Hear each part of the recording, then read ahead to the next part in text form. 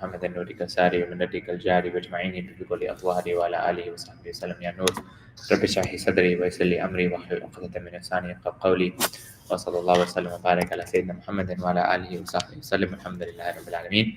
Assalamu alaikum wa rahmatullah. Hope everybody's doing well. Alhamdulillah, apologies that we're running a few minutes behind. And just so folks note, the updated time for the class is 7:15 p.m. inshallah. So I know some of the flyers say 7 p.m., but because Maghrib is moving farther and farther, 7:15 p.m. is the time in case folks didn't get that message last week, inshallah. So we're going to continue on, and we've been talking about various diseases of the heart. Today we're going to cover a few more diseases, bi'idhnillah. Last week we left off on this very significant disease, which is hubb ad-dunya. And this is a disease which you could consider something that's foundational, which if we don't root it out of us, it starts to have a lot of branches. And so there are foundational and parent diseases of the heart, and then there are like the child diseases that branch from these roots. We want to make sure that we get rid of the root diseases, of course, and then we also get rid of the branch diseases, right? So we want to try to do a comprehensive approach. And if we can get something at the root, if we can, as they say, nip it in the bud, that's going to be really, really helpful.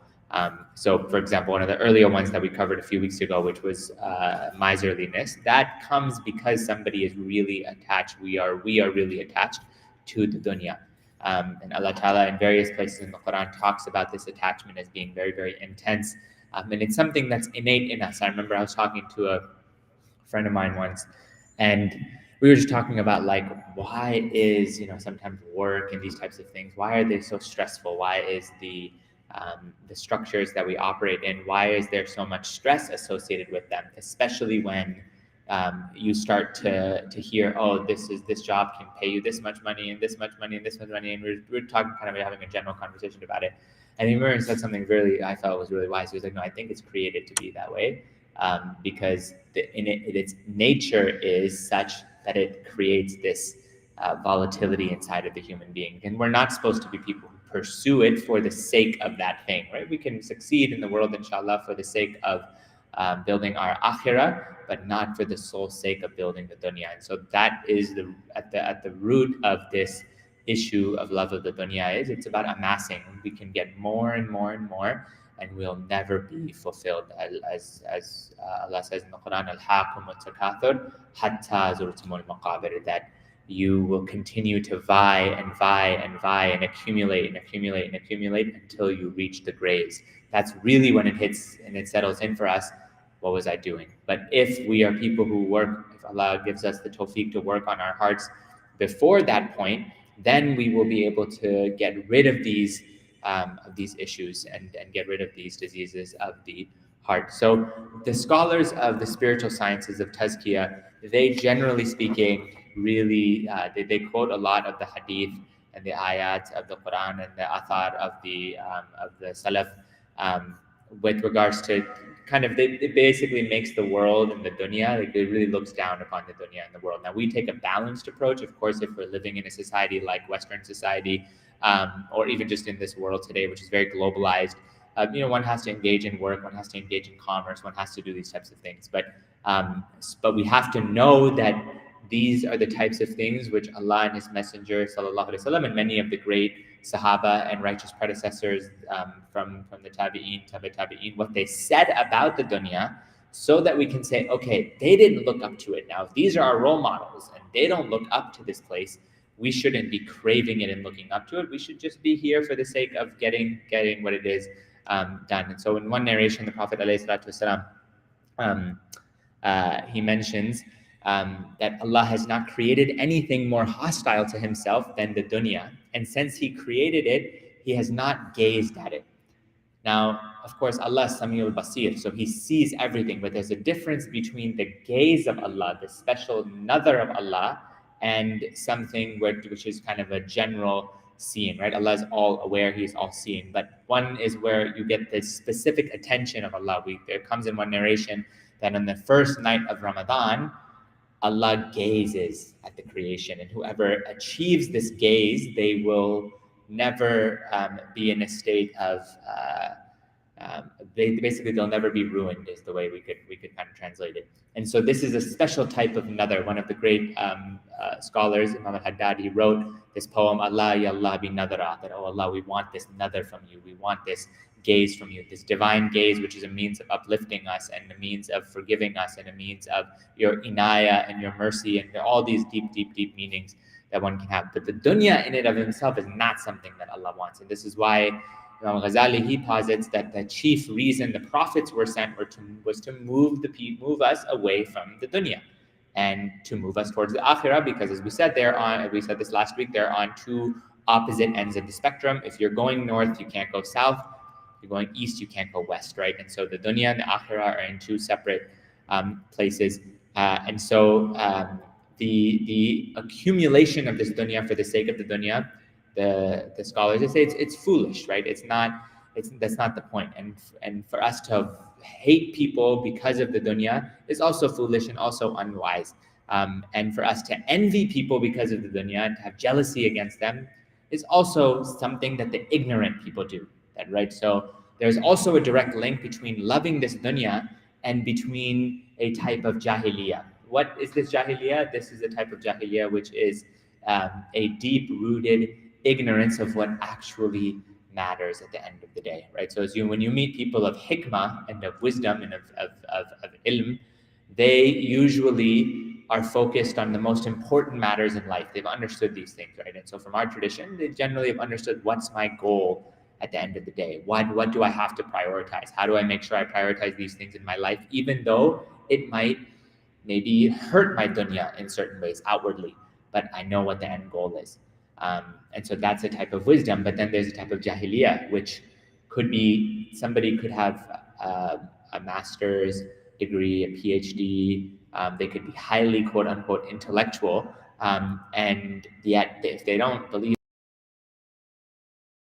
in Allah or not, that there's no intelligence there, right? That's essentially foolishness that person has. But that does exist. And so knowledge for us is something that actually benefits us and moves us forward towards our main goal, which is Allah, which is the akhirah.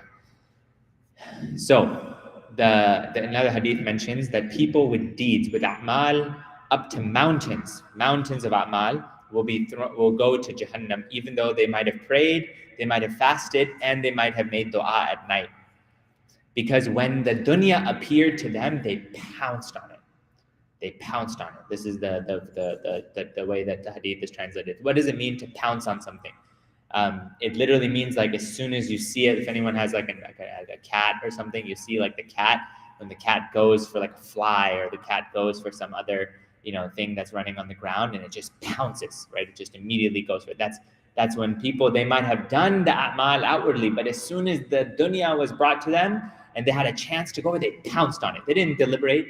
They didn't think, hold on a second, is this the right thing to do? How's this going to affect my afterlife? How's this going to affect my relationship with my Lord and with my family, and so on and so forth? It was just a type of pouncing. And so this hadith shows us, and many of there's hadiths that are very similar to this, which show us that the goal is not outward deeds for the sake of outward deeds. The goal is outward a'mal to transform our character and to purify us so that our heart becomes more pleasing to Allah, which is why the famous ayah exists, that nothing will benefit us on the Day of Judgment, not our wealth nor our children, إِلَّا مَنْ أَتَى اللَّهَ بِقَلْبٍ سَلِيمٍ, except the one who comes to Allah with the qalb salim. This is the place where the qalb salim is nurtured and cleaned and developed, and the next life is the place in which we reap the benefits of it. The methodology by which we achieve the qalb salim, everything we do, the salat that we do, the fasting that we do, the du'as that we do, the recitation of the Quran that we do, the knowledge that we seek, the implementation of that knowledge, the good deeds we do, hopefully for our family, and so on and so forth. That's all to purify us. If those deeds don't lead to that, they don't lead to something clean happening, they're not being done for the right reason, which is why it's very alarming if you see somebody who's been like praying for years or decades, maybe even doing a lot of other ibadah, and yet like they can't even control their anger for a second. That's a huge problem. That means something's not working. something's off, right? And same thing with if that's happening to us, that means our prayers, we're doing something wrong. Even just, to bring it back to my own self, like today I had to, when you have to talk to like customer service on the phone to handle some issue with the bank account and some fraudulent charge or something. And I was like having a really hard time being patient because the explanations this person was giving me they didn't make any sense. And I was like, how on earth did these people get access to my credit card number? This doesn't make any sense, right? And I like afterwards, I was like, I was frazzled. Like my state was frazzled. Like I was not in a good state because I was just like, they didn't help, but also I for sure did not handle it in like a way of wisdom and, good character and so on and so forth. You kind of get to the point where you're like, how could this even happen, right? But ultimately there's these little tests that come in our life for the point of patience. And so I was reflecting on it, and then everything after that was impacted. Your work's impacted, this is impacted, until you pray salah. And hopefully then, and I was praying and I was like, okay, and then calm down a little bit, right? Like try to bring it back to know that, okay, this was a mistake. Now I have to correct myself, and I have to try to recenter. Salah literally recenters the human being, like in all ways. And if we can try to make sure that whatever is going on in our mind outside of salah, we actually use salah to recenter us such that we can tackle all of those issues, right, afterwards in a better way, that's good. Not think about them while we're praying, of course, but try to be focused on Allah. But the point is that the prayers, they're supposed to improve us, and if they're not, something's wrong. So this hadith mentions that again, this person could have deeds, many a'mal, mountains of a'mal, but they could still go to hell because they had such a strong attachment to the dunya. And then they pounced on it, and they didn't think about it otherwise. So we don't want to be people who are pouncing on the dunya and are obsessed and attached with the dunya. And then another this is something mentioned by Imam Ghazali. It's not a hadith. It says, no one departs this world without 3 regrets seizing them at death. One is regret for that which they accumulated, all the things we accumulated that we now have to answer for. The second is regret for things that we built that we didn't even get to use, just for the dunya itself. And third is regret for the a'mal of the akhirah, for the provisions of the akhirah that we didn't get to work on, and now it's sealed. There's no chance. So imagine like somebody builds a home, and they like, that's my dream home, and I'm going to save up money, buy a plot of land, and then build it, and I'm going to make sure every single part of the home is exactly the way I want it, and so on and so forth. But then, right when they're about to move in, they find out that they only have a few weeks of life left, or they pass away.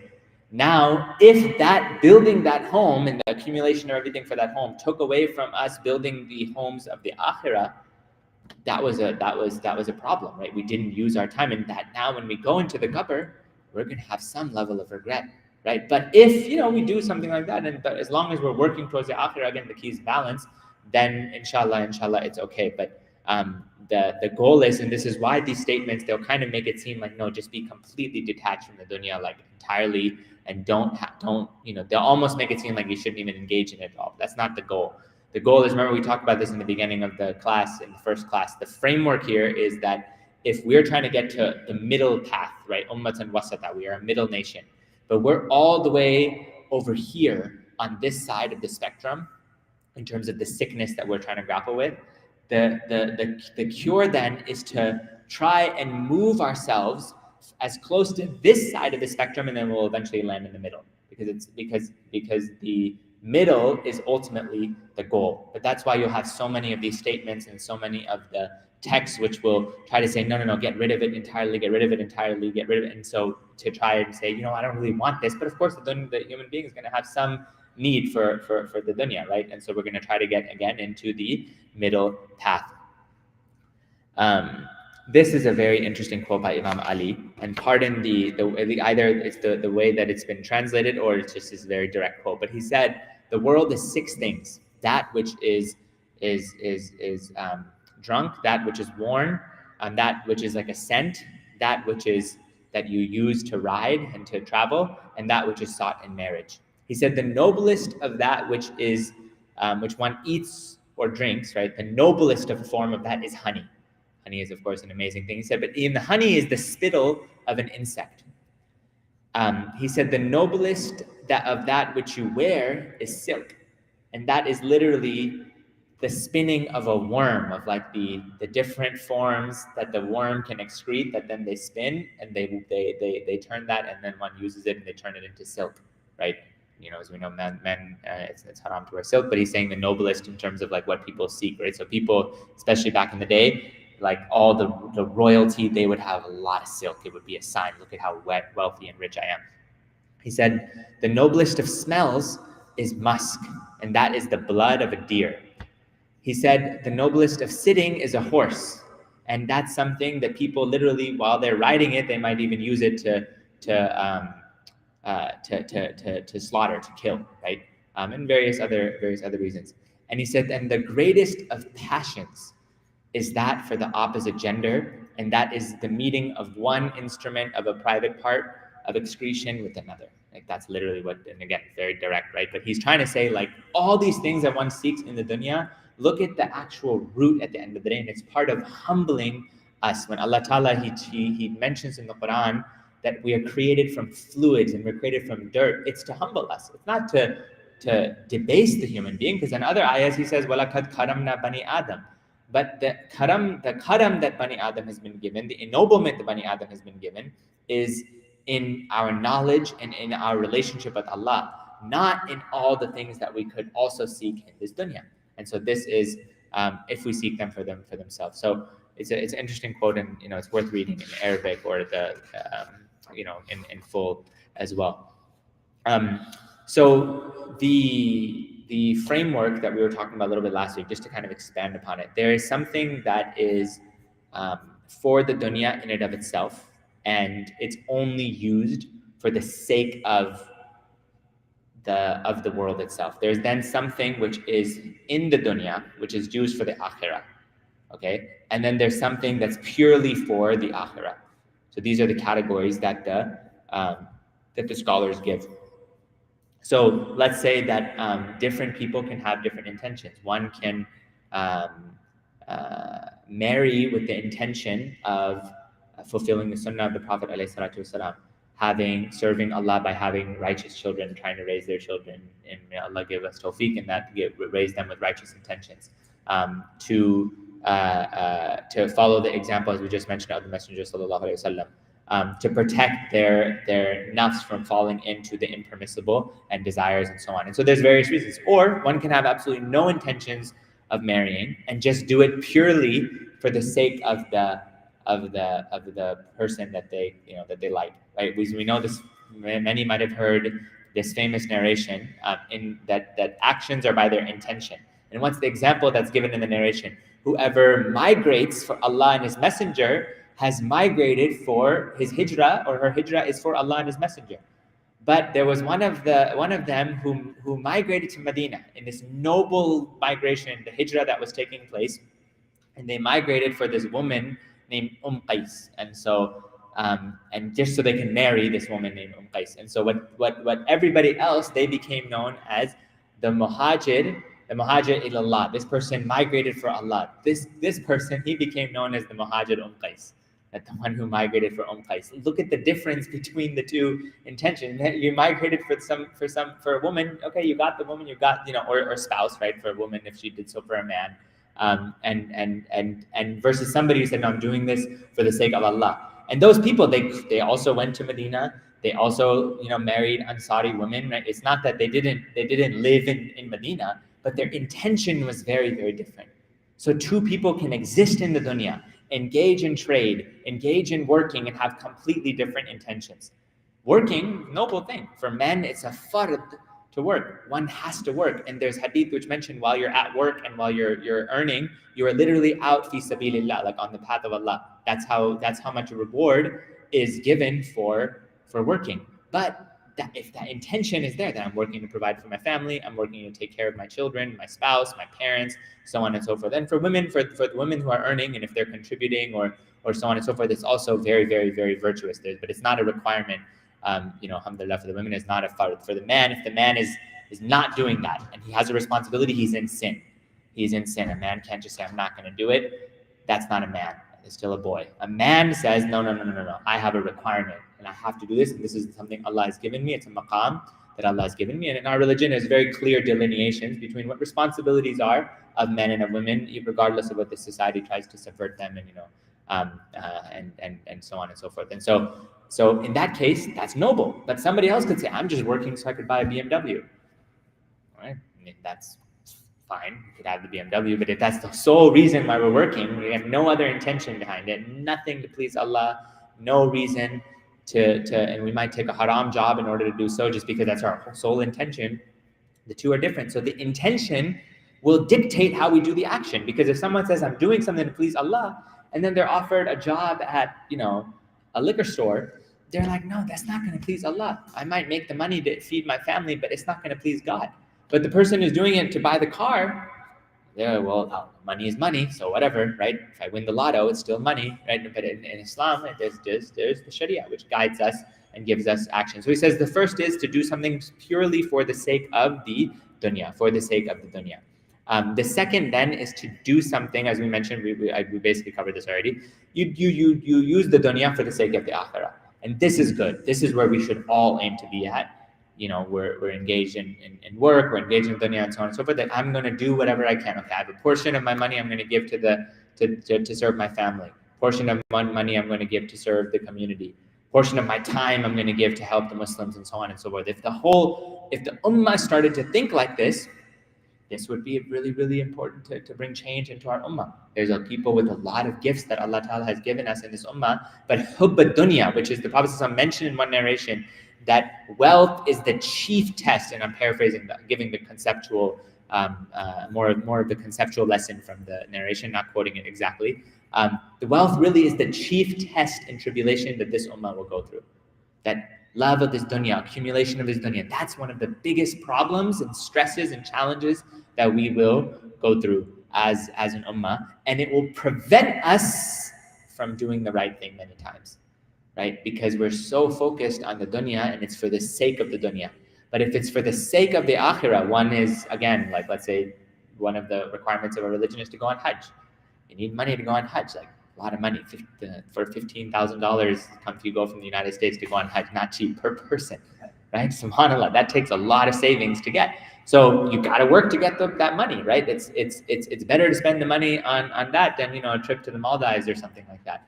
Although alhamdulillah, Maldives have banned the Zionists, which is great, and they banned their passports. So pretty, good. We should also support them. But point is that there's money that's needed. It's a side note. There's money that's needed in order to do these things, but there's a difference in the intention that one might have, and so we want to make sure we are using our dunya. And so, what I would recommend we do is we note down all the different things that we're trying to do with our life, and then we make specific intentions with that. And we just, it doesn't have to be done every day. Once before we do anything, we just, okay, I'm going to make this intention. Ya Allah, I took this job. I'm doing it for these reasons. We never revisit it, but at least we do that. But the more righteous thing is every day while we're engaging in the dunya, we're making these intentions that this is the purpose. And that will bring us back to the chief purpose. And then as soon as it becomes overwhelming and it prevents us from that, let's say, missing instrument, we start to say, oh, my boss doesn't want me to, go to Jummah because I have a meeting during Jummah time, and so on and so forth. And now hold on a second. So what's important, right? And for Jummah, it's fard for men. There's a more important meeting that might be set. One can say, hey, I'll go to if a masjid offers multiple Jummahs, I'll go to a different one. But one can never say, you know what, I'm going to do what the workplace wants over what God wants. That's now a sign that the intention needs to be revisited, corrected. We might make a mistake once or twice, but we go back, right, to Allah. And so these are ways in which we start to test how deeply are we attached to the dunya, and how willing are we to do what's right for the sake of Allah, even sometimes if it might impact our, outwardly our dunya, because we understand Allah is Ar-Razzaq. And then he says the third way is you're doing something in this world, but it's purely for the hereafter. It has nothing to do with the dunya. It's purely and entirely for the hereafter. This is, again, many of the things that we do where somebody's praying, someone's fasting, someone is engaged in some type of ibadah or some type of service or whatever, that's purely for the sake of Allah. There's not really like a dual. If there is a dual intention, it can corrupt the sincerity. There's one ideal specific intention, but even for that, you need food in order to have energy in order to worship, right? One needs that, right? One needs clothing in order to make sure they're covered appropriately for their ibadah. One has to do certain things in order to get there, but then the ultimate action there and then is for the sake of Allah. So the key message that Imam Ghazali is making in this section is, if you seek something that's for the hereafter, but it's provision for this dunya, then that actually, you're going to, inshallah, will be written as you were doing it for the sake of Allah and for the akhirah. And so it's not really actually something that would apply in these narrations, which look down upon the dunya. Right? The goal is again, but to be careful how much we are attached to it. One thing that will help here is, so we'll mention this, and then I think we're going to move on to the next one. One thing that will help here is to not be caught up in the competition which comes with the dunya. And so many times the people we surround ourselves with, the people we listen to, and the environments in which we're in will influence how we engage in this world. So if we're in an environment where everybody's constantly comparing, like, oh, what job do you work in? Which is, I mean, in my experience, at least in the Bay Area, the first question people ask, like sometimes right after Assalamu alaikum, is, what do you do? What do you do for what? What do you do for work? Before anything else, how are you doing? You have family, you have children, you have siblings, you're married. What do you do? Okay, but what does that matter? But it's the first question. And then we get into a long list. Oh, I have this and I do this. Oh, and then this workplace, and then this, I work at this company and has this much funding, and that's it. The whole thing is all about the dunya. What about if you meet people of Allah? The amazing thing is, literally their conversations are about their stories of the Sahaba. They're bringing examples of righteous people into, like, literally that's what they converse about. That's the you'll go to one of their houses for dinner, and they'll be like, subhanAllah, I was just reflecting the other day that the Prophet ﷺ, when he was in this situation, this is how he would have acted, and I was in this situation and I didn't act that way. Like, that's the type of, that is how uplifting the heart versus bringing down the heart and engaging in the nafs. So the one main thing he says which will help here is to not engage in and not associate in groups where the majority of the focus is in the hakum takathur, in the competition of the dunya. How much did I accumulate? What do I have? And this, and so on and so forth. And this is very easy, again, depending on the different types of jobs and industries people are in. There's a sense of, oh, I'm working at this company, this is the level that I have, and this is how much total compensation I have, and I can make this much in RSUs, or this much. Someone in the world of owning their own business, and they say, I have this business, and this is the industry that it's in, and so on and so forth. And there's constantly this association with it.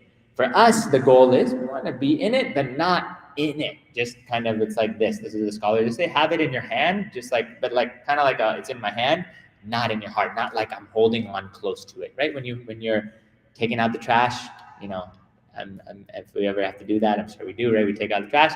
You're not like holding the trash deep closely to your heart and like making sure you're hugging it. You're usually like putting on some clothes, or you make sure your nice clothes don't get dirty, and you're just taking out the trash.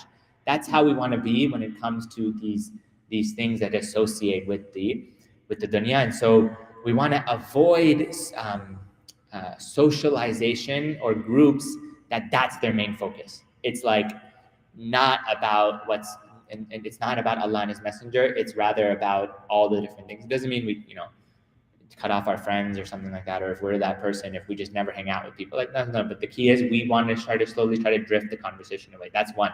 The second is, who are we influenced by? And so this also changes based on where we are at. Let's say someone is when you're in university and you're in college. There's ways in college you can hang out with like different types of people and they'll have very different conversations, right? Some people, the conversation will literally be all about, oh, what's the type of job I'm going to get, and this and that, and that's fine. You've got to get a career and so on. Another type of people, there might be like super into activism, right? Like, mashallah, many of the college students who have been protesting and for Palestine. And so the conversation there is going to be very, very different. That's going to be a certain type of conversation. That's going to wake up certain parts of us in another way. There might be certain other people who they just want to talk about, oh, what party is going on now? What should I go to? Whoever we're with, that's who's going to influence us. So we associate with people, and then who we look up to is also going to influence us. So whoever we watch, we have on our social media feeds, we have kind of an attachment to them when it comes to like a role model, even though that person might be like a subtle role model, a certain celebrity, a certain sports player, whatever else it is. If the main thing that they're constantly focusing on is the accumulation of the world and how many cars they have and the rich homes and this, it's going to get to us at some point, right? We want to slowly move away from that, and that will start to clean the heart and to purify the heart. What he says is to avoid a place where you want to seek praise for your dunya, because that'll just make us want it more. What does that mean? So sometimes we accomplish something and we really want everyone to tell us like, wow, look at you, that was so great. And that might be something deep inside of us that is looking for like a type of validation, but it's looking for a type of worldly validation, right? And so now that praise is what somebody starts to seek, and the praise of the people, and especially if that's linked to our occupation, our job, our career path, and this kind of boasting that comes with it in very, very subtle ways when someone's announcing, oh, like I have a new job, and they're just like looking for the compliments, like telling everybody about it. That's one very subtle way, all the way to like where people are just outright bragging about their dunya, right? Look at how much I have here. Look at how many cars I have. Look at how many this I have, and whatever else it is. There's people who do that, right? Like they literally want to make it known that look at me, look at me, look at me. Looking at me is nafs. Anytime we feel a sense of look at me, look at me, look at me, it's nafs. It's needed at certain points in life, 100%. Like when you're a child, you need that attention, right? Like the child needs the attention from the parents. They're saying, look at me, look what I made, look, alhamdulillah. We always praise it. We don't want to say like, no. You don't seek attention, but that's the child. The child needs it to develop their psychology, to learn that they have, they're going to get this positive affirmation. As adults, we don't want to seek that for the most part, right? There's certain times where it's totally fine, but for the most part, we can't just be. So what he says is, if you start to seek praise for the sake of the dunya, because of the dunya, it's going to just make us want more and more dunya, and then it just kind of becomes this perpetual cycle of this kind of competition, which comes where everybody is competing again, so that they can have the title, so that they can have the glory, the post, the followers, whatever else it is that they're seeking. So, so with that, we're going to move on to the next disease.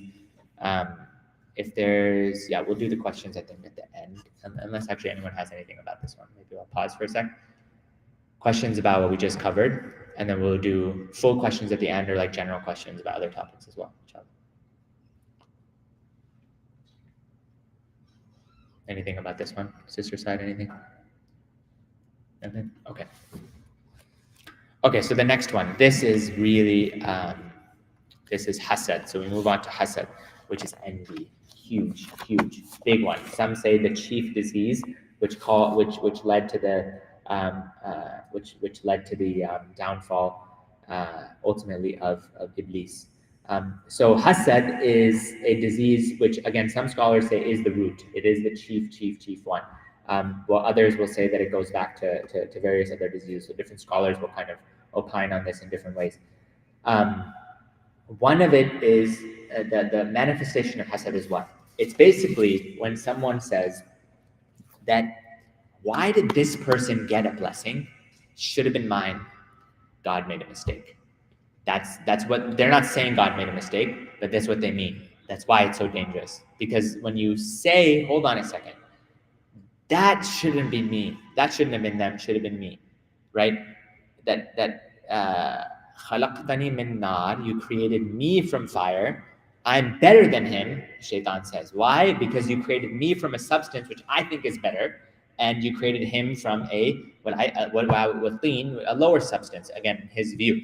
And so basically saying, you made a mistake, God. You shouldn't have done that, right? And you're now trying to tell Allah he did something wrong. And Allah gave the blessing to Adam alayhi salam, which he didn't give blessings to others. So he made all of them, all the angels, bow down to Adam alayhi salam. Shaitan wanted that honor. He wanted to be the one to be given this karam that Adam alayhi salam had been given, but he didn't get that. So he was envious. He was the first one to have the envy, to have this jealousy that came in. There's a difference between having a jealousy, which is like, I also would love to have been in this certain position or whatever else it is. But, alhamdulillah, Allah gave it to this person, and so it's fine, but I would also like it. That's different. Versus a envy, which is like, no, they don't deserve this. It should have been mine. That's what envy is. It's literally a fire inside of the human being, which is why there's the famous hadith that envy burns good deeds like fire burns wood. That's how quickly it will burn the good deeds. Just by me sitting here, I could be scrolling on my phone, seeing something on social media, on Instagram or something that somebody has, and I just feel envious for it, and then my deeds are just burning away. That's how dangerous envy is. It's just subtle disease of the heart. It does exist, and it's very important. And it has impact both on the person who is envying and on the one who's envied. There is an impact, which is why we seek refuge in Surah Falaq, right? In this famous surah, that from the envier when he envies or when they envy. When the envier is doing their envying, we seek that refuge. Some might say, there's different words in the Islamic lexicon which have formed around what does that manifestation of envy mean. Is it nazar is one word that's one, evil eye, and so on. That could be part of it, ayn, right? But overall, the envy, the effect of that is something in the unseen happens, where that effect gets translated to the person who's actually being envied. So we do not want to be the person who's doing the envying at all, because our good deeds are getting ruined. And we also we'll talk about how we seek protection by reciting certain surahs that the Prophet ﷺ taught us from the evil of the envier when they envy. So the first thing is, again, if we can relate something back to shaitan, it'll really help us out, because it's like nobody wants to be like shaitan. Nobody wants to be like, I want to do the same actions shaitan did. There's not in the origin story of creation, and in the origin story of the creation of human beings, I should say, and in the fall of shaitan. Remember, keep in mind, Iblis was a jinn who ultimately then was called up to the heavens. Right? This is what's mentioned in the narrations, who did a significant amount of ibadah. Right? A lot of, in one narration, so much ibadah, there wasn't a space in that on the earth that he had not done a sajda. He had done a lot of ibadah. He was called up, but his heart had not been cleaned. And so he then allowed the diseases of hasad to show, and the disease of tama, of covetousness, and the disease of kibr, of arrogance. Just at least those three. There's many, many, many, many others that, of course, you could also extract from those. But we definitely want to be on guard against anything, right? So for all of the times where ibadah leads to arrogance, that's from Iblis. That can't be from the Prophet ﷺ. It can't be from the prophets, because their ibadah led to humility. So when our ibadah leads us to think, I'm better than other Muslims, and look at these Muslims, they don't do anything, and we start looking down on them, and this group is wrong, and we're just constantly just dissing. If the majority of our discourse is looking down on other Muslims, we have a huge problem. The majority of our discourse should be working on ourselves. And if there's a advice or nasiha that needs to be given to a group, or something that can be given or needs to be discussed if someone is doing something that's majorly wrong, but the majority of our focus needs to be on our own self, which was Iblis' main problem. He was always looking at other people. He never looked at his own self. And what if maybe I did something wrong, right? And then he blamed God, which is even worse. God, you actually it was nothing else. It was all you who did this. So that's why envy is so dangerous. And so a couple of things to keep in mind. So it's related to Iblis. The second is, how does it work? Usually it works with people who we have some type of association with. They might be in the same age range. They might be in the same job or occupation. They might be in the same life stage or category as us. And so then the envy starts to come. And so usually it's very unlikely that you have somebody who's like in one position in society that's like envying the ruler of that society, right? Like there's only one, king or president, and it's highly unlikely that the person is just like an average, working at like 7-Eleven or something like that, and that they're going to be envying the president, right? Their envy is going to be against people who are in a very similar socioeconomic status as them, who might have a bit more, right? Or a little bit up or down in that class, right? But the people who are the ministers of that president, their envy is going to be with each other, and they're vying to get close. I gotta get close. Whoever's going to get closest to the ruler or to the leader is that's what they seek. But we don't seek closeness to any ruler except Allah, who is the ultimate ruler. So that's why we wanted to get these diseases out. So it can happen because of dunya, which we just talked about. It's why love of the dunya is so dangerous. It can also happen because someone might have been given a certain type of blessing. Let's say somebody really wants to get married and they're struggling to get married, and then they see someone else who gets married and they throw they throw a wedding and they look so happy, and then they post go on their honeymoon and all these pictures on Instagram about like how happy they are and how wonderful their life is and so on and so forth. And it's not actually like that. They don't post about the fights and about the stressful times, most people at least. And so but they're posting all that, right? They're doing all these things, and then someone looks at that and they're like, I've been trying to do this for a while. How come I'm not getting married? It starts with thoughts. What's up from shaitan? How come Allah's not letting me get married? And we start to say something like that, which is not good adab with Allah to say that. But it comes as a thought, and then we start to think, and then it comes back, and it comes stronger. And if it's not cut at the root, we start to say, what? They don't even deserve that person. How did they get married to that girl or to that guy? How did they don't even deserve it? I should have gotten. I like them. I should have gotten whatever else it is. I'm so much better than them. Whatever it is, and that's that at the moment there. That's hasad, and one has to seek refuge in Allah from that. A'udhu billah. A'udhu billah min sharri nafsi. That's why we don't only say A'udhu billah min ash-shaytanir rajim. One of the best du'as we can be making, which we're supposed to make in the morning and the evening. A'udhu billah min sharri nafsi. I seek refuge in Allah from the evil of myself, because we've so much evil inside of us. So much evil inside of us that we only know what we only know. We're not going to talk about it much. We know, and the people closest to us know when that evil comes out. Right? But the vast majority of society, we're portraying like everything is all good. But we know when those things come out. And so those feelings, when that feeling comes, why is it there? Why did they get that? Right? That's envy. Somebody's blessed with a child. Someone else, this is a big one. Someone else has been struggling to have children for years. They've been married for years. They're not succeeding in conceiving. Someone else has a blessing and they're posting the pictures of the beautiful child, of the cute child, of all these things. They're seeing the child run around, have a good time, whatever else. And they get envious. They get envious. And why did they get the child? Should have been me. Hold on a second. Allah does not have any limit to his giving. He is Al-Mun'im. He is Al-Razaq, right? He is Al-Mughni. He is the one who's the enricher. He doesn't have a limit. So he can give to everybody. But he chooses when and to who. And he chooses what test is whose test. And the best people are those who accept. We accept what's been written for us while making dua to get what it is that we really, really want. It's supposed to drive us to dua, not to drive us towards this kind of ill will and these negative feelings. So that's another category that could happen, right? So it could happen again because of spouses. It could happen because of the dunya. It could happen because of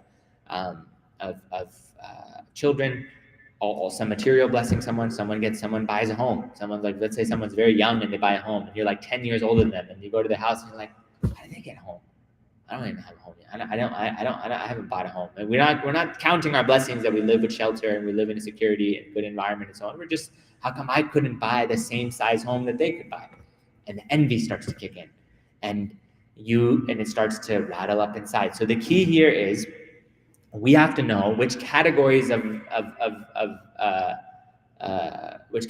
things essentially cause envy in us. It's probably not all the same for every single one of us. There's different things depending on the stage of life that we're at, depending on the depending on the circumstances that we're in, depending on the socioeconomic circumstances that we have, and so on and so forth. Whatever those are, then we have to say, okay, when does that feeling get triggered up inside of me? Now, how do we get rid of that feeling? The first thing is we reject it completely when it comes in. Remember, this is all happening at the heart level. It's not going to show. Unlike the sin of drinking alcohol, which you can you have to go, you purchase alcohol, you drink, it's outward, right? You see it. Somebody can see you consuming it. This sin doesn't show. It's all happening in here, but it creates fire inside of the human being, which is why it's just devouring our good deeds, right? Outward sins devour good deeds, but there's also inward sins which devour good deeds, right? So when we do something outwardly which haram, our deeds, there's various hadith which talk about the deeds of the believers are rejected when one drinks alcohol, for example. Their a'mal for days after, weeks after, are rejected, right? Like because of the impurity now that's gone into their system. But there's also diseases that happen inside, which we could be worshipful in the day and envying, at night, right before scrolling, right before bed, if we're like doom scrolling on our phone or something, and the envy's coming, and that's dangerous. So we identify what it is, we identify the category that gets us, then we hate it at the root. As long as we reject it at the root, no, A'udhu billahi min shaitanir rajeem. Ya Allah, forgive me for that thought. Astaghfirullah, ya Allah. We seek Allah's forgiveness. Okay, that's already a good sign. That it's sufficient that we're aware of it and that we are rejecting it immediately. That's a very good sign. If as soon as we don't reject it, we just kind of let it linger, and then it turns into one thing and turns into another, and it turns into another, and then next thing you know, it's very clear. And then people around us, they'll start to pick up on it. Be like, you're so jealous of that person. And you're like, me? No, I'm not jealous. Like, why would I be jealous? And you start to and it's so obvious to us, right? To somebody that this person has a jealousy towards that person or towards the things that they've been given. We want to prevent it before it gets to that stage, well before it gets to the stage where it becomes part of our conversations. And if it becomes part of our conversations where we're like, can you believe that guy has like an M3? That's like a car, a certain car. Like this guy has this car, and this girl has this purse, and this person. Can you believe that? Like, I wonder how they got all of it. Already, that's a sign you're envious of it. If you're wondering about other people's dunya, you're envious. That's like, you should assume that, even if you don't think it. That means the envy is very subtle. How did they get that car? How did they get that house? I wonder what they're doing, right? All right, what is it? It's the one who believes in Allah and the last day, let them speak good or remain silent, or let them mind their own business. That's what the Prophet's advice is. So we don't speak about what other people are doing and what they're up to and their purchases and this, and that's already very, very, very concerning. And it's a sign that we are creating envy. We are rather nurturing the envy, and we're like watering the plant instead of cutting it off when it comes. So those are the steps that we have to remember. And so that's at the practical level. So again, number 1, identify it. Number 2, cut it off at the root. Hate it. Number 3, hate it immediately. And number 4, if we notice it starting to seep into our conversations or our thoughts, go back to the root and kind of self-correct at why it's going on. The spiritual cure, meaning like how we think, is also really important. This requires reflection. So when it comes to inculcating certain good traits in our life, it's not as simple as like kind of reading about it or like learning about it and then it just sticks. No. These require deep reflection. So the scholars, the text here, the Shaykh is saying that we have to realize that the ni'mah is bestowed by the bestower, which is al-mun'im. Allah is al-mun'im, and He gives the ni'mah. He's the one who bestows the blessing, and He's the one who's then bestowing that blessing. And so when we deeply reflect and we think, okay, so Allah is all-powerful, and He has the ability to do this. And He decided in His divine plan to give somebody a specific type of blessing and not to give it to us. So am I now questioning God's decision-making and God's knowledge and God's wisdom? I mean, that's really the sin right there. Like, it's not the fact that we want the thing, it's the fact that we think Allah made a mistake in that. And we think that we know better than God. Huge problem. Because Shaitan, he thought he knew better than God. And look at what he's cursed for eternity. Completely cursed, right? Because he thought he knew better. So we never want to get to a point where we think, I feel like it should have been done differently. Really like, I feel like I've been wronged in this, right? Like, but meaning these are the thoughts that are going on. I've been wronged by the divine or a person. No. We have to just trust that Allah is, again, Al-Hakim, Al-Alim. So what happens here is we reflect on these names. When one reflects on who Allah is and sits with it and ponders it and thinks about everything they've been given in their life and is grateful for it, it starts to create a type of light in the heart. And the reflection, tafakkur, it then produces such a strong light that it cancels out the darkness of these other diseases. But in the world where everything's super fast-paced and we're just constantly, we might see a little quote, like a snippet of some Islamic advice somewhere, and we're just like, yeah, that makes sense, great, I'll like it, and then you move on. It's not going to really do much. It might sit in the mind for a minute. Maybe it'll help us a little bit. It's better than not seeing it. But the best is we sit with it. Let me write that down for a second. Let me take a little picture of that. Let me come back to that later. Let me like this name of Allah. If I just learned a new name, Allah has many names, right? That I learned a name. Let me sit. Let me reflect. Let me go on a walk and just think about how Allah is the bestower of blessings. How many blessings He's actually bestowed around me in my life. And let me just be grateful to Him. And you'll see the inculcation will begin, and it will remove all these other negative thoughts, because we won't think again of other people. We'll start to focus a lot more on ourselves. So the other cure that's mentioned in the text, to know that it only harms us when we have this. So why would we didn't get the thing we wanted, and now we're hurting ourselves. So what's the point? Right? If we wanted the material object, not only did we not get that material object, we didn't get the person who that person married or whatever else it is, and we literally are taking away good deeds. So to reflect on that, I'm really doing some major harm to myself, and if I have any care for myself in this life and the next, I will not do that harm. And then the second thing is to also reflect on the fact that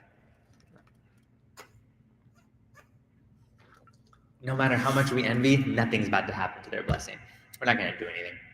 We're not going to change God's decision. Shaitan didn't change the decision of Allah, of the station of Bani Adam. He didn't. He didn't get to become the ennobled. He didn't get to become the one who was ennobled. He became the accursed. It actually backfired completely. No matter what we envy, who we envy, there's an impact of the negative, the evil eye that we cause could impact that person in some aspect of their life. But with regards to the actual removal of that, somebody gets a job, someone gets promoted, that you're like, I should have gotten that promotion. Okay, so what are we gonna do? Go and get that, hack into that person's LinkedIn and take their title away from them and then give it to ourselves, but we don't actually have what are we going to do? What are we go into the HR system and change our title? Nothing's going to happen. You can't get it if we didn't. So the blessing won't go away from that person or whatever they've been given, whatever thing we envy, it's not about to go away. So we're harming ourselves and we're not taking it away from the person. So then what are we really even doing at that point? We're just caught up in the swirl of the dunya, and we are harming our spirituality, and we are harming our deen. But this is something, again, it's the disease of people, it's the disease of nations, and it's something which we have a lot of in the Muslim in our communities, and we have to be very, very mindful of the fact that, as a society or as a community, for if we are talking about somebody or some type of society, are we really doing it out of a morality, or are we just doing it out of envy, right? So many times, the example he gives here, he says when Muslims sometimes look at Americans and Europeans, they will hurl all sorts of criticisms, applying all kinds of rhetoric, which one you might hear moral outrage. But many times what the root of that criticism is actually just a jealousy for everything that they have. There's 100% some people who genuinely, and we should have genuine moral outrage at the depravity shown by these societies and their so-called civilized governments and all the horrendous things that they do. It should come from a place of standing for justice and standing up against batil and standing for haqq. That's where it should come from. But if it's just coming from a place of well, really look at everything that they have and look at everything I don't have. So let me just talk about how problematic these people are and But the root of that, where it's coming from, is from a place of jealousy. Obviously, that's a problem. So we want to be mindful of where even our dialogue and our conversations stem from, because you can also be envious of an entire society, and we don't want something to come from resentment. Right? We don't want something to come from resentment. We want something to come from the standpoint of, divine justice and favor. And that doesn't mean that there's not a place to criticize colonization and criticized the horrendous extraction of wealth that these people have done from Muslim lands and from the lands of many other minorities and oppressed minorities. But when we're talking about it, when we're thinking about it, we want to make sure that the individual people we're talking about is not coming from a place of envy. And so the more taqwa that we have, so he ends with this. He says that at the end of the day, once somebody establishes a lifestyle of conscious awareness of Allah, which is a lifestyle of taqwa, they'll be able to examine when the envy comes in. And then they'll be able to say, okay, I got to get it out now. I got to get it out now. It has to leave, right? But if we're living a lifestyle where there isn't taqwa, where it's not, we're not mindful of it, and we're not mindful of what Allah is that Allah is watching us, and Allah sees us, and Allah is watching what's going on in here, and Allah hears and sees every thought that's coming in, then we are exposing ourselves to these diseases. So he has one other section which kind of relates a few more causes of envy, some of them being low self-esteem, others being arrogance, others being love of leadership. For the sake of time, we'll finish those most likely next week, so we can at least see if there's any questions. If not, we'll cover them, inshallah. And then we'll move on to the next disease. So the key here is that we just examine how far are we in these types of things, and what work we can do after we learn, inshallah. So with that, if there's any questions, good question, inshallah. Yes. A'udhu billah min sharri nafsi. Yeah. So I seek refuge in Allah from the evil of my nafs. Yeah. You can seek refuge in Allah from the nafs in and of itself, yeah, but the evil of the nafs is the narration. Yeah. Yes. So if you want to be, let's say, if you're at sports and you want to be the best at something, when does that go from like being competitive to being envious of like someone who's better than you? Very good question. So if the question is, for in sports, or something which has a competitive element to it, and we want to be like the absolute best. When does it go from a type of competition to actually being like having a jealousy or an envy of it? So the key here is that if we are thinking that the only way we will get there is if nobody else does, and so we got to step on everybody and put them down in order for us to get there. So what it's going to lead to is it's going to lead to anybody who may be better than us, we're now going to say you shouldn't have it. I should be the best, right? So that's very, very dangerous in and of itself. So the competitive element in us should be a competitive element which is like healthy competition, where there's room for multiple people at the top. Again, we don't limit the amount that Allah has blessed. Or we say if somebody succeeds at that point, right, and succeeds to the level where they're like very, very, very clearly becoming established as the best in something, the best in their field, the best in a certain type of sport, that it's not done by belittling what others have done. You can still praise other people and also be the best. You see this in certain sports or in certain fields where people will praise their peers. It might be genuine, we don't know for sure always, but could be a genuine type of praise. They're really, really good at this part. They're really, really good at this part. They're really, really good at this part. But they're not like, look at me, I have to be the best. They could be ranked the best. They could be number one in the Hall of Fame. They could be whatever it is. But they didn't get there necessarily by stepping on other people and by belittling. They got there through, of course, through the blessing of Allah, and then through a significant amount of hard work that they put into it, to day in and day out hustle, the practice, whatever else it is, and they ultimately were given, that blessing. So that's one piece of it. Does that help, or do you need?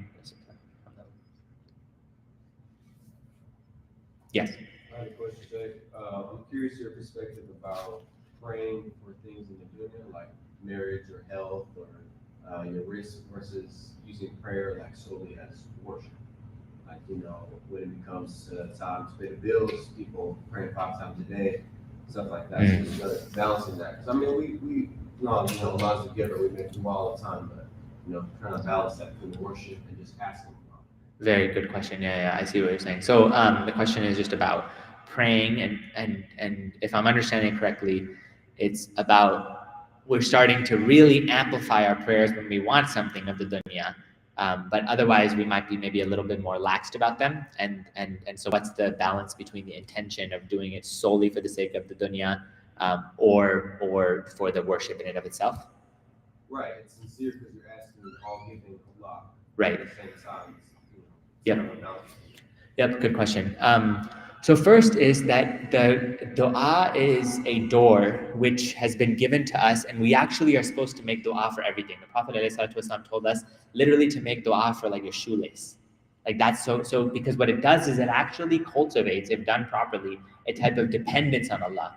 That I can't even have water if Allah doesn't give it to me. So I'm gonna make dua for water. I can't have a book if Allah doesn't give it to me. I can't have clothing if Allah doesn't give it to me. So you stop seeing, you do actively make dua, Ya Allah, give me this, give me this, give me this. And we should teach our children this as well. When they want something, we say, no, go make dua for it.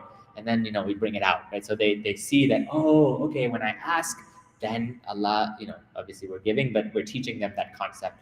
So from that perspective, it's actually from the sunnah to make dua for health, and to make dua for many things which would be perceived as dunya. There's a famous dua of the Prophet ﷺ, Allahumma inni as'aluka al-afiyah, that, oh Allah, I ask you for afiyah, for well-being, which is a all-encompassing well-being of health, of wellness, of, you could say, psychological wellness, physical wellness, fitness, all these types of things. So that's also totally permissible. Where it would be looked down upon is if someone is like, oh Allah, let me be, you're making so much dua for a specific category of things that it starts to become like not praiseworthy, right? So I want to, be able to lift, bench press 1,000 pounds so that I could win this competition. And it's like, really, what's the point of that, right? Like to make dua for health and for fitness, totally good. To make dua for energy, totally good. It's actually very, very virtuous to do. But to not go to excess, right? I don't think that's your question. Same thing when it comes to making dua for your rizq. That's also mentioned in various narrations. Totally good thing. It's a good thing to do. It's important to do. Because again, it's showing us that we don't see the rizq as coming from us. We're asking Allah. And even if sometimes the means of someone becoming closer to Allah is through their du'as for things of the dunya, I know many stories in which that's happened, right? Where somebody literally started to make a lot more dua when they wanted to like get into college or, for a job or whatever. But then they're like, oh, subhanAllah, I got it. And then they actually drew closer to Allah from that. But it's where the problem comes in is if we leave the ibadah when we get the thing it is that we want. So that's a big problem because that shows that we don't have sincerity. We do make dua for the things we want, and we make dua that Allah give them to us in a permissible manner. But if it is a means of us drawing nearer to Allah, the sign of that is even when we don't have any of those needs, we're still praying, we're still showing up with just as much energy. We're still coming to the masjid, we're still asking Allah, we're still fasting, we're still, reciting extra Quran. It's not just when we quote unquote want something. But the ultimate thing is to know that we're completely dependent in every breath on Allah. And so the more that we can realize that dependence, the more the ibadah becomes a type of sincere way to kind of deepen that relationship and actually actualize that dependence. And then it starts to come out in various parts of our life. Allah will bring small and big tests to us to see, are you going to ask me for this, or are you going to rely on your own self? So the dua then helps us become not relying on ourselves first. We make the dua first, then we do whatever it is we have to do. Does that make sense? Okay. Yeah. Was there a question on sister side? I see somebody's hand up. No? Okay. Yeah, go ahead. Yeah, I've got a question on envy. So I think previously we talked about how if we have a bad thought, it is until we commit that sin, nothing bad is written against us, but when we commit the sin, something bad is written against us, right? When it comes to envy, it seems like it doesn't need to manifest itself outwardly. Just the mere thought of it is a no-no. Could you speak about that boundary a little bit? Yep, definitely. So envy is one of those rare diseases which, because it's a disease at the heart level, it not being cut off when the thought comes in is going to result in the sin. Versus, let's say that somebody has a thought to gamble. And they're like, I want to go gambling. I'm going to do something. Okay, now that person could have that thought. Now that requires them first having the thought, then saying, okay, I'm going to make the intention to do this. That's they do it. Now arranging a way to actually engage in the gambling. Maybe they go to the wherever they buy a lottery ticket, or they find a casino to go to, and they go to the casino and they actually engage in, or maybe online, whatever method they might use to actually engage in the gambling. If they have the thought and they're like, no, what am I talking about? Gambling's haram. I can't do that. Astaghfirullah. They cut it off. They're not accountable for that. They actually get a good deed for not acting on the bad. Okay. But envy is different. Envy, if the first thought comes and we reject it, inshallah, we're good. But if it marinates, the thought marinates and it turns into hasad, meaning like we start to wonder in our minds and in our own, self-conversations, why is this happening to this person? What's up? Like, we might not have anybody to talk to about it, but it's just inside where the disease of envy is showing. And we are now accountable for that disease. So there are certain diseases which are known as which are essentially known as the kaba'ir of the qalb, the big sins of the heart. And some of the scholars of the spiritual sciences, they say people could die and not even know that they were committing kaba'ir, huge sins, because they were sins of the heart. Arrogance is another one. Arrogance does show sometimes, but many times, maybe conceit is a better one. Conceit, vanity, ujub. Ujub just takes you and a mirror, me and a mirror, like or a figurative mirror, meaning like I'm just so impressed with myself. Look at me and everything I've done, right? Somebody could look at the deeds that they did in Ramadan and be like, yeah, look at me, I did so many good deeds. Look at me, and you're just so impressed with it. That doesn't take a single other person. That in and of itself is already a sin of the heart that now is actually harming us significantly. The manifestation of that would be somebody goes and starts like bragging about it or posting about it or whatever else it is, and that's one way to do it. So envy has an external manifestation, but very few people show it. Like it's not that obvious, right? That they show their jealousy externally. It usually sits with them. But so there's a category of diseases where that exists, and then there's diseases where, like the first example we mentioned, where you have to actually have the thought and do the sin. This is why the knowledge of purifying the heart is an individual obligation to learn, because we got to know this stuff, right? So we know how to identify it and to work on it. Does that make sense? Okay, cool. Yes. I just want to say that it's question. Yeah, Bismillah. Yeah, please. So English is not my first language. So like we're always to be a good example to our lives. Like if we be like Sayyidina Musa alayhi salam, or like Sayyidina Sulaiman, or like the Prophet Muhammad sallallahu alayhi wa sallam. So always if you are going in competition, to be on a good position, to be a good example to your brothers and sisters in the society, even the human, like all of us, like a human. That's good. Like always your intention to grow and to be in a position. Everybody look at you like, so we wish to be like this person, right? Financially doing good. Physically is good, like he's working on his body and he's praying, right? So all those good morals in lives, I believe like being a sheikh, as you mentioned, it has nothing to do with it. It's something to do really like to be a good example of a good person you saw in the past. And now you like it has nothing to do with it. So we still have the right as a human to grow, to be successful in life. But we're not gonna like waste things, not compromising between religion and progress in life. We never forget like we are under one umbrella, like Allah subhanahu wa ta'ala gave us all the same people, So we had a chance to grow and prosper in life and keep going for religion, praying, zakah, all that stuff. we're not like, you know, we're gonna settle on a state. We don't do nothing. We just pray. So like always struggling in work, competition with everybody, with friends, with colleagues, you know. This is the struggle of the moment, you know, like in jihad, it's one of the struggle.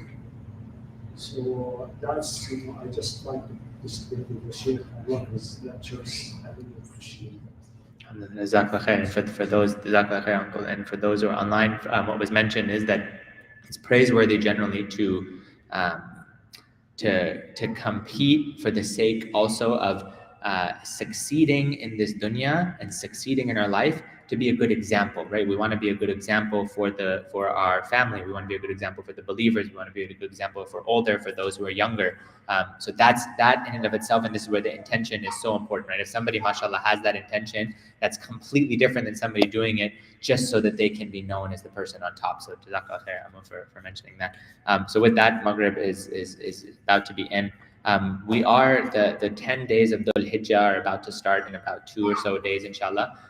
The Prophet ﷺ has praised these 10 days. They are the best 10 days of the year, according to some narrations. And there's also the verses in the Quran and Surah Fajr which praise these days. So these are days in which if we can increase our a'mal, whether it's fasting or seeking knowledge, or praying extra prayers, whatever a'mal, good deeds, taking care of other people, serving the ummah, making abundant dua, it's very good to do in these days of Dhul Hijjah. And again, our brothers and sisters who are the Hujjaj that are they're making Hajj, they will be starting inshallah soon. So that is very important. And then the 9th day of Dhul Hijjah, Yom al-Arafat, that is a very good day for those of us who are not at Arafat, for us to fast, inshallah, on that day. And then we know the 10th day, inshallah, is Eid al-Adha. So with that, we'll end with the dua. Subhanallahi wa bihamdihi, nashhadu an la ilaha illa anta, astaghfiruka wa atubu ilayk. اللهم صل وسلم وبارك على سيدنا محمد في الأولين، وصلي وسلم وبارك على سيدنا محمد في الآخرين، وصلي وسلم وبارك على سيدنا محمد في الملأ الأعلى إلى يوم الدين. يا الله يا رحمن يا رحيم، يا كريم يا فتاح يا مبين، يا أرحم الراحمين، يا أرحم الراحمين، يا أرحم الراحمين، اكفي شر الظالمين. Ya Allah, we ask you, Ya Allah, you are Al-Latif, and you are the one who pours your lutf, Ya Allah, and you are Rahman, Ya Allah, and you are the most merciful, Ya Allah. We ask that you pour your mercy and your lutf and your protection, Ya Hafid, upon our brothers and sisters in Gaza, Ya Rabbil Alameen, Ya Allah, protect them, give them victory, give them assistance, facilitate goodness for them, Ya Rabbil Alameen. ربنا أفرغ علينا صبرا وثبت أقدامنا وانصرنا على القوم الكافرين. Ya Allah, give them victory over these kuffar, Ya Allah. Ya Allah, we ask, Ya Allah, that you give faraj to the ummah of the Prophet sallallahu alaihi wasallam. Ya Allah, give relief to this ummah, rectify this ummah, pour your mercy upon this ummah. Ya Allah, give them, Ya Allah, immense amounts of relief in this life and the next, and give them immense rewards for all the sabr and the tawakkul that they're showing, that they're enduring, and that they're being an example for the Muslimin, Ya Rabbil Alameen. Ya Allah, Ya Allah, give, Ya Allah, accept the martyrdom of the shuhada, Ya Rabbil Alameen. Ya Allah, and make this time, Ya Allah, easy for those who are struggling. Ya Allah, feed those who are hungry. Ya Allah, give drink and water to those who are thirsty. Ya Allah, give relief to those who are in so many difficult circumstances around the Muslim world. Ya Allah, specifically in Gaza and in the West Bank and in Sudan and in many other parts of the Muslim world. Ya Allah, we pray for this ummah. We turn to you and we thank you for all the blessings you have given us. Allow us to use these blessings to serve this ummah and to serve you, Ya Rabbil Alameen. We ask you for everything good the Prophet sallallahu alaihi wasallam asked for, and we ask you protection from everything evil that he asked protection from. We ask that you put barakah in these days of Dhul Hijjah, and that you make them means of us drawing closer to you, Ya Allah, and make them means of purifying our hearts. Fi khayr wa lutf wal afiyah, wa sallallahu wa sallam wa barak ala sayyidina Muhammadin wa ala alihi wa sahbihi wa sallam, walhamdulillahi rabbil alameen. So we'll keep the class next week, inshallah. 7:15 is the time, not 7, inshallah, 7:15. So somebody could call the adhan, inshallah.